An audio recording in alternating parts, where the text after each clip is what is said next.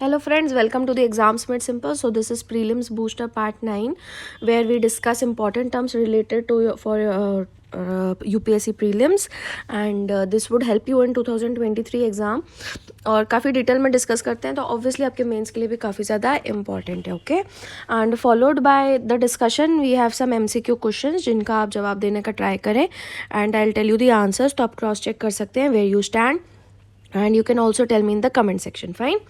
तो सबसे पहला जो है यहाँ पे important term that was uniform civil code. तो अभी क्या हुआ है, गुजरात के होम मिनिस्टर ने अनाउंस किया कि एक कमेटी बनाई जाएगी यूनिफॉर्म सिविल कोड को स्टेट में इम्प्लीमेंट करने के लिए. और इसी साल जो है उत्तराखंड ने भी एक कमेटी को अनाउंस किया था led by retired Supreme Court जज जस्टिस रंजना देसाई और वो भी सेम एक्सरसाइज के लिए ही.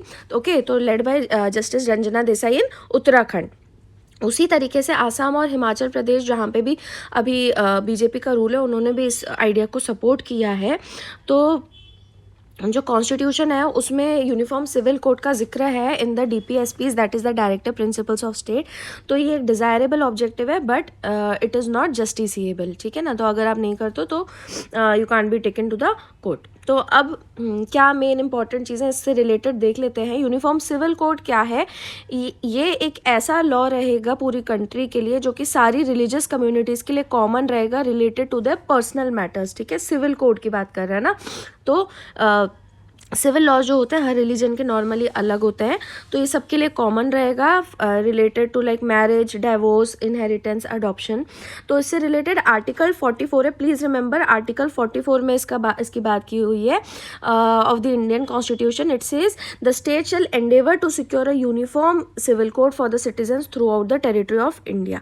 ओके, तो गवर्नमेंट को यूनिफॉर्म सिविल कोड को सिक्योर करने का लिखा हुआ है. तो आर्टिकल 44 जो मैंने बताया DPSP है और ये पार्ट 4 ऑफ द कॉन्स्टिट्यूशन में आता है DPSP. और इसी का एक आर्टिकल जो है आर्टिकल 37 इसमें लिखा हुआ है कि जो प्रोविजंस हैं इस पार्ट के वो इन्फोर्सेबल नहीं है बाय एनी कोड. लेकिन ये जो प्रिंसिपल्स हैं ये फंडामेंटल है इन द गवर्नेंस और स्टेट की ड्यूटी है इनको अप्लाई करें. ठीक है, तो ये जो पार्ट 4 है it covers articles from 36 to 51. ठीक है, ये DPSP है और इसमें कई सारे आर्टिकल्स हैं. तो जैसे मेन हो गए आर्टिकल 39A जिसमें है securing of equal justice and free legal aid to the citizens. उसी तरीके से आर्टिकल 43A है participation of workers in the management of industries. Article 48 है organisation of agriculture and animal husbandry. You can read all the articles because DPSPs are very important. And जहाँ तक कि आप लोग जो प्रिपरेशन कर रहे हैं तो आपको आपके पढ़े हुए होंगे, आपको याद होंगे, राइट. अब फंडामेंटल राइट्स और DPSPs के बीच में क्या रिलेशन है. So this can be a mains question. Okay, तो DPSPs जो हैं they follow the fundamental rights. Fundamental rights part 3 में आते हैं आपके 12 to 35. और फंडामेंटल राइट्स जो हैं they lie at the heart of the constitution. और फंडामेंटल राइट्स जस्टिसेबल है यानी कि लीगली इन्फोर्सेबल है in the court of law. तो एक जजमेंट आपको याद रखनी इनके रिलेशन से related that is the Minerva Mills case of 1980. वहाँ पे सुप्रीम कोर्ट ने कहा था कि जो इंडियन कॉन्स्टिट्यूशन है it is founded on the bed rock.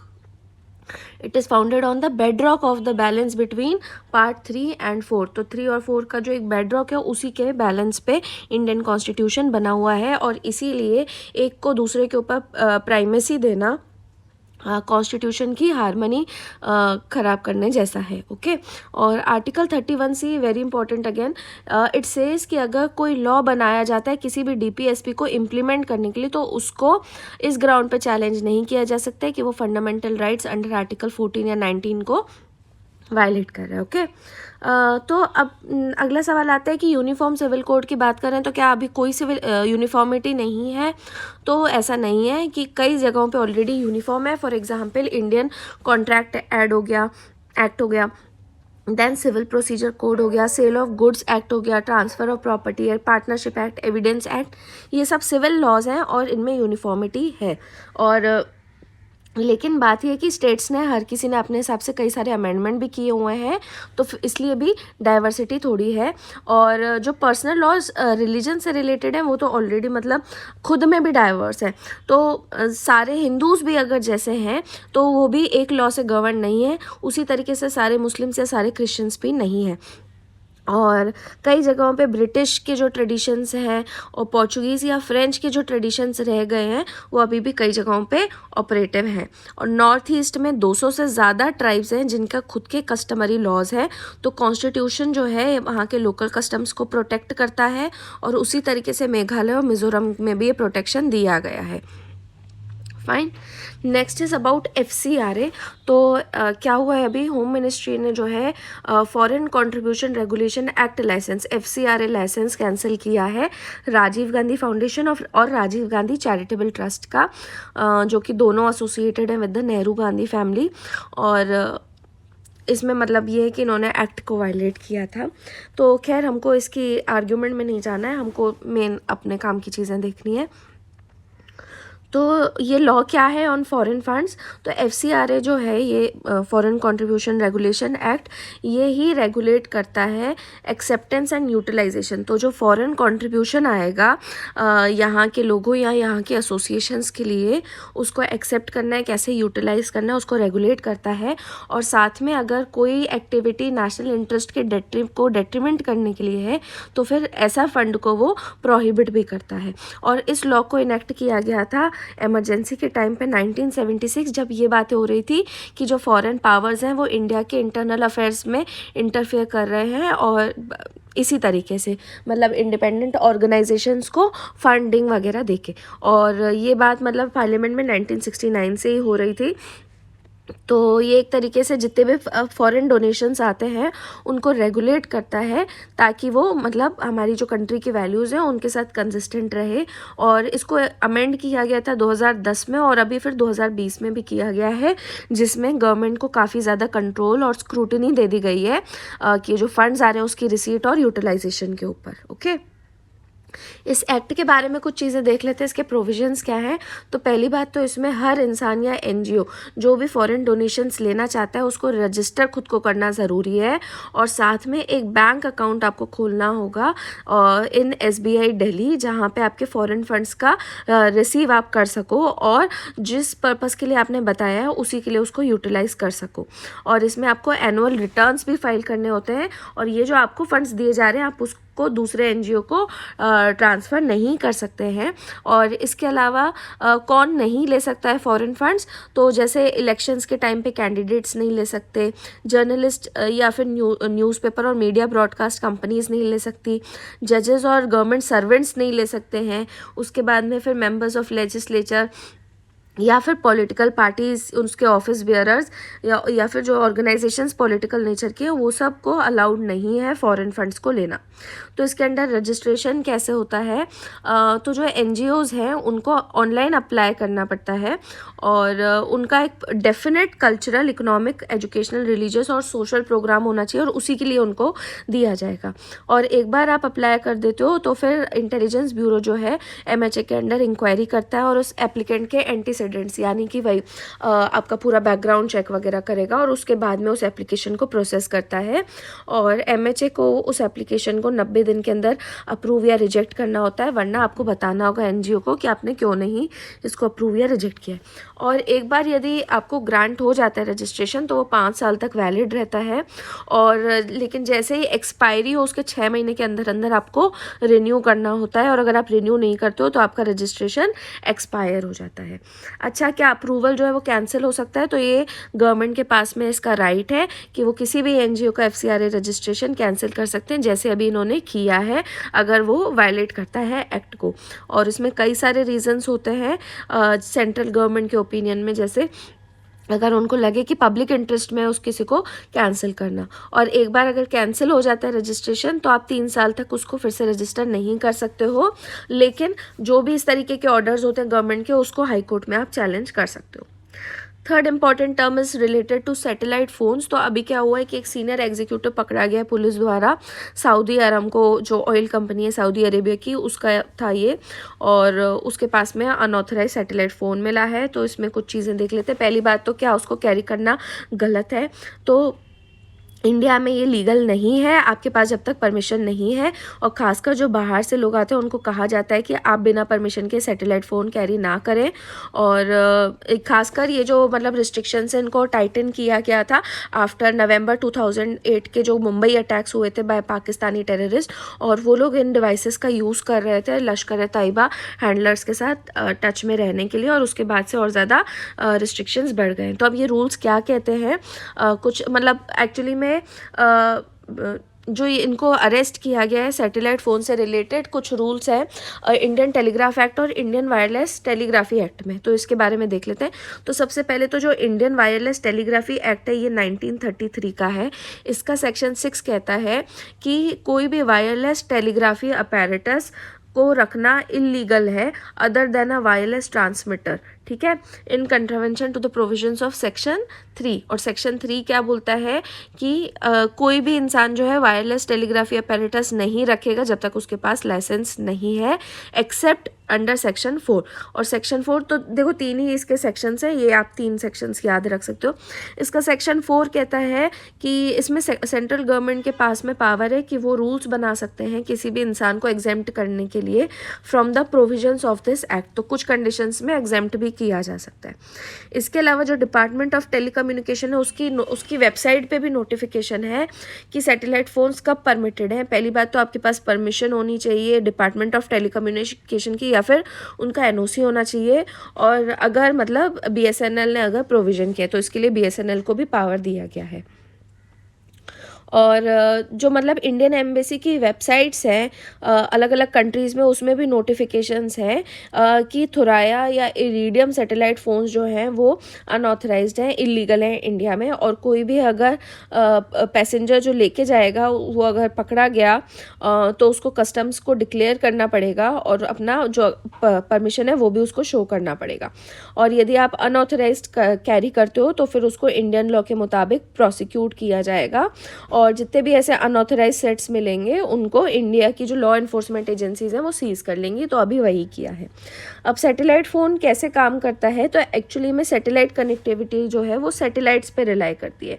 जो हम सेल फोन्स यूज़ करते हैं वो सेल फोन टावर्स पे रिलाई करते हैं, और इसके लिए लेकिन सैटेलाइट फ़ोन के लिए आप सैटेलाइट्स पे रिलाई करते हो। तो जहाँ पे टावर नहीं भी होगा तो वहाँ पे भी जैसे रिमोट एरियाज़ में सैटेलाइट फ़ोन्स जो है वो काम करते हैं। और वैसे मतलब सैटेलाइट फ़ोन्स जो हैं वो ज़्यादातर प्लैनेट को यानी पूरे अर्थ को कवर कर लेते हैं, तो काफ़ी अच्छी कनेक्टिविटी आती है।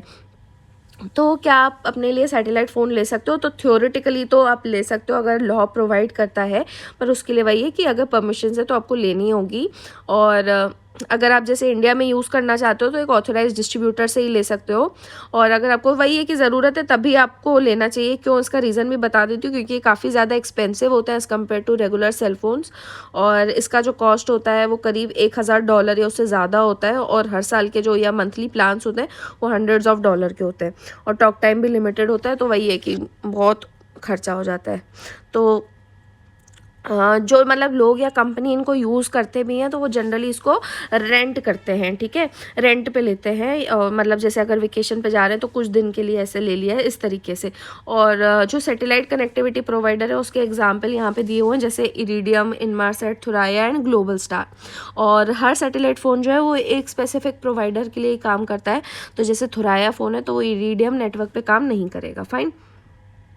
Next important term is news broadcasting and digital standards authority, NBDSA। और ये एक सेल्फ रेगुलेटरी एजेंसी है जिसको न्यूज़ और डिजिटल ब्रॉडकास्टर्स ने इसको सेटअप किया है। एक्चुअली अभी क्यों न्यूज़ में था, क्योंकि इन्होंने एक हिंदी चैनल पे फ़ाइन लगाया है ये कहते हुए कि वहाँ पे जो डिबेट हो रही थी हिजाब पे उसको एक कम्युनल इशू में कन्वर्ट कर दिया है।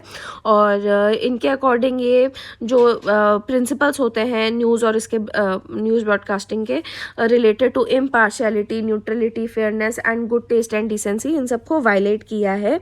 और ये जो बॉडी है ये नॉर्मली न्यूज़ ब्रॉडकास्ट की कंप्लेंट्स पे एडजुडिकेट करती है। और इनको एक्चुअली मतलब इस टॉपिक पे दिक्कत नहीं है कि हमने सब्जेक्ट पे डिस्कशन किया, लेकिन जो नरेटिव था इस डिबेट का उससे दिक्कत है। तो इन्होंने यही कहा है कि ऑब्वियसली ब्रॉडकास्टर के पास में परमिशन थी कि वो इसके ऊपर डिबेट कर सकते थे। ओके। और एक चीज़ याद रखना है कि ये जो एसोसिएशन है, ये अथॉरिटी है, ये कोई गवर्नमेंट या लीगल ऑर्गेनाइजेशन नहीं है, लेकिन इसकी जो रूलिंग्स होती हैं ये इस इंडस्ट्री में काफ़ी मैटर करती हैं। तो ये अथॉरिटी क्या है, ये एक इंडिपेंडेंट बॉडी, जैसे मैंने बताया, इसको सेटअप किया है news broadcasters and digital association, NBDA ने सेटअप किया है, और जो कि private television, news, current affairs और डिजिटल ब्रॉडकास्टर्स की रिप्रेजेंटेटिव है। ठीक है, तो इसके अकॉर्डिंग जो भी ये लोग हैं न्यूज़, करंट अफेयर्स और इन सब के, तो ये उसकी कलेक्टिव वॉइस है NBDA, और उसने ही ये स्टैंडर्ड्स अथॉरिटी भी बनाई है, और इसके मेंबर्स ही इसकी फंडिंग करते हैं। तो अभी इसके पास 26 न्यूज़ और करंट अफेयर्स ब्रॉडकास्टर्स हैं, और इसके बोर्ड ऑफ डायरेक्टर्स में कई सारे इंडिया मीडिया ऑर्गेनाइजेशन के सीनियर मेंबर्स रहते हैं। ओके, और इसका काम क्या रहता है, to promote, protect and secure the interest including the right of freedom of speech and expression of the news broadcasters. तो उस चीज़ को सिक्योर करना, उस चीज़ को प्रमोट करना कि right of freedom of speech बना रहे, फ्रीडम ऑफ एक्सप्रेशन बना रहे। ओके, और डिजिटल न्यूज़ मीडिया के लिए भी ये वैलिड है। ठीक है, और जो भी डेवलपमेंट्स होती है इंडस्ट्री में वो आपस में ये लोग शेयर करते हैं, और साथ में जो कॉमन गोल्स एंड कंसेंसस है उसके ऊपर भी दे वर्क टुगेदर। फाइन, ताकि कोई भी अनफेयर या अनएथिकल प्रैक्टिस ना रहे, जिससे जो न्यूज़ ब्रॉडकास्टर्स हैं उनकी इमेज ख़राब हो। तो अब ये काम कैसे करती है अथॉरिटी और इसके क्या पावर्स हैं, तो इसका मेनली NBDA का काम समझ में ही आ रहा है, स्टैंडर्ड अथॉरिटी है। तो ये स्टैंडर्ड्स, एथिक्स और प्रैक्टिसेस इसमें ले डाउन करती है रिलेटेड टू न्यूज़ ब्रॉडकास्टिंग, और including entertaining and deciding complaints. तो आप कौन सी कंप्लेंट पे आपको काम करना है वो भी ये डिसाइड करते हैं। ओके, और जो इसके स्टैंडर्ड्स ये बताते हैं उसमें ऑब्जेक्टिविटी और इम्पार्शियलिटी रहती है, और मतलब इन सब के ऊपर भी रहता है कि क्राइम अगेंस्ट वीमेन और चिल्ड्रन में कब आपको मतलब वो करना है, तो इन सब पे इसका डिस्क्रिशन है। ओके, और इसमें बॉडी में कौन कौन है स्टैंडर्ड्स अथॉरिटी में, तो इसमें एक चेयरपर्सन है रहते हैं जो कि एमिनेंट जूरिस्ट रहे हैं, और इसके अलावा दूसरे मेंबर्स जैसे न्यूज़ एडिटर्स होते हैं जिनको law, education, literature, pub ad, इन सब में काफ़ी एक्सपीरियंस होता है, and they are nominated by a majority of the board. तो अभी जो चेयरपर्सन है वो कौन है, तो वो है फॉर्मर सुप्रीम कोर्ट जज और जूरिस्ट AK सिकरी। ओके, अब ये जो अथॉरिटी है ये खुद से भी प्रोसीडिंग्स शुरू कर सकती है, या फिर किसी भी मैटर पे नोटिस ले सकती है, एक्शन ले सकती है, और इसके अलावा जो कंप्लेंट्स आती हैं ministry of information and broadcasting पे या फिर किसी और गवर्नमेंटल बॉडी के पास, तो उसके ऊपर भी ये काम कर सकते हैं। और एक 2 टियर प्रोसीजर रहता है ग्रीवेंस रिड्रेसल के लिए। तो सबसे पहले जो भी इंसान अग्रीव्ड है उस कंटेंट से, तो उसको एक कंप्लेंट करनी पड़ती है उस ब्रॉडकास्टर को, और यदि उसको उस ब्रॉडकास्टर से रिड्रेसल नहीं मिलता है तो फिर आप इस अथॉरिटी में कंप्लेंट फाइल कर सकते हो। 14 दिन के अंदर अंदर जो है वो जैसे ही आपकी कंप्लेंट जाती है तो अथॉरिटी एक नोटिस इशू करती है उस ब्रॉडकास्टर को, और उनको शो कॉज नोटिस दिया जाता है कि आपने मतलब उनके अगेंस्ट एक्शन क्यों ना लिया जाए। और फिर इंक्वायरी वगैरह होती है जिसमें ये अथॉरिटी के पास ये भी पावर है कि ये प्रूफ, डॉक्यूमेंट और लोगों को बुलवा सकते हैं, और अगर कंप्लेनेंट जो है या रिस्पोंडेंट जो है वो अगर ना साथ दे तो कंप्लेंट जो है उसको ये हटा भी सकते हैं। ओके, और इनके पास ये भी है कि मतलब अगर रीजंस हैं तो आप चाहो तो आप फ़ाइन भी लगा सकते हो ब्रॉडकास्टर के ऊपर, और उसको ये भी बोल सकते हो कि उसका मतलब अथॉरिटी को बोल सकते हैं कि इनका जो लाइसेंस है उसको सस्पेंड या रिवोक कर दिया जाए, और इसका जो फ़ाइन लगाया जाता है वो 1 लाख से ज़्यादा नहीं रहता है। Okay, last news item is blue flag tag. तो अभी क्या हुआ है कि लक्षद्वीप के 2 और बीचेस को जो है ब्लू फ्लैग टैग मिला है, और ये इस तरीके से जो वर्ल्ड की एलीट लिस्ट है of cleanest and most eco friendly beaches, marinas and sustainable boating tourism operators उसमें आ गए हैं। तो ये कौन कौन से बीच थे, ये थे मिनिकॉय थुंडी बीच एंड कदमत बीच, और ये दोनों लक्षद्वीप में हैं। इंडिया के पास में अब 12 ब्लू बीचेस हो गए हैं, और मैं आपको पहले बता देती हूँ ये कौन से हैं। तो अब यहाँ पे देख सकते हो कौन कौन से बीचेस हैं। ओके, तो गुजरात में जैसे शिवराजपुर बीच, दीव में घोगला है, महाराष्ट्र में भोगावे है, देन गोवा में मीरामार है, एंड कर्नाटका में पदुबिद्री एंड कसारको बीच है, देन लक्षद्वीप में ऑलरेडी एक था बंगाराम बीच, एंड केरला में कप्पट बीच है, देन उड़ीसा में गोल्डन बीच, एंड आंध्रा में ऋषिकोंडा बीच, अंडमान में राधानगर, पुडुचेरी में ईडन बीच, एंड तमिलनाडु में कोवलम बीच। फाइन, तो अब ये 2 नए बीचेस के साथ में 12 हो गए हैं। ब्लू फ्लैग होता क्या है, ये एक एक्सक्लूसिव इको लेबल या सर्टिफिकेशन है जो कि कोस्टल लोकेशंस को दिया जाता है as a badge of environmental honour, ठीक है। और इस प्रोग्राम को कौन रन करता है, तो वो फाउंडेशन फॉर एनवायरमेंटल एजुकेशन है, फी नाम है इसका। और ये कहाँ पे हेडक्वार्टर्ड है, डेनमार्क के कोपेनहेगन में ये हेडक्वार्टर्ड है। ये एक नॉन प्रॉफिट ऑर्गेनाइजेशन है और अपने काम से ये SDGs में भी कंट्रीब्यूट करते हैं, फाइन। तो इनके अकॉर्डिंग जो आइकॉनिक ब्लू फ्लैग है ये वर्ल्ड का सबसे ज़्यादा रिकग्नाइज्ड वॉलंटरी अवार्ड है बीचेस, मरीनास और सस्टेनेबल बोटिंग टूरिज्म ऑपरेटर्स के लिए। और इसको क्वालिफाई करने के लिए, आपको ब्लू फ्लैग के लिए क्वालिफाई करने के लिए कुछ स्ट्रिंजेंट एनवायरमेंटल, एजुकेशनल, सेफ्टी और एक्सेसिबिलिटी क्राइटेरिया है जो कि आपको मीट करना पड़ता है। ये प्रोग्राम 1987 में स्टार्ट किया गया था, इनिशियली केवल यूरोप में था और हर साल अब दिया जाता है सर्टिफिकेशन। टोटल अगर देखा जाए तो 5000 करीब बीचेस को, मरीनास को ऑलरेडी दिया जा चुका है। मरीना जो बोल रहे हैं, इसमें मरीना क्या होता है, ये एक छोटा हार्बर होता है जहाँ पे मेनली प्लेजर बोट्स या यॉट्स को डॉक किया जाता है, फाइन। तो जो सर्टिफिकेशन है वो कौन देता है, एक इंटरनेशनल जूरी होती है जिसमें UNEP और UN world tourism organisation, international union of for conservation of union यानी IUCN, इनके मेंबर्स रहते हैं। और इसका मेन आइडिया क्या है, ताकि जो लोग हैं उनको उनकी सराउंडिंग से कनेक्ट किया जा सके और वो अपने एनवायरनमेंट के बारे में और सीख सकें, ठीक है। और यहाँ के इंडिया के बीचेस की यदि बात करें तो जो थुंडी बीच है जिसको अभी दिया गया है, तो ये काफ़ी पिक्चरस्क यानी बहुत अच्छा सुंदर बीच है, आर्कीपेलागो में है और वाइट सैंड है और साथ में मतलब अब वही है कि उसका डिस्क्रिप्शन यहाँ पे किया गया है, काफ़ी अच्छा बीच है। और इसके अलावा 10 बीचेस जो हैं इंडिया की लिस्ट पे मैंने भी आपको दिखाए थे, तो आप यहाँ से नोट डाउन कर सकते हैं कौन कौन सी जगह पे हैं ये। और कोवलम और ईडन जो है उनको लास्ट ईयर ही दिया गया था। तो what are the dos and don'ts related to these beaches, तो जनवरी 2020 में एक नोटिफिकेशन आया था जिसमें लिस्ट ऑफ परमिसिबल एक्टिविटीज़ और फैसिलिटीज़ थी in the coastal regulation zone of the beaches including islands or subjected to maintaining a minimum distance of 10 meters from the high tide line, ठीक है।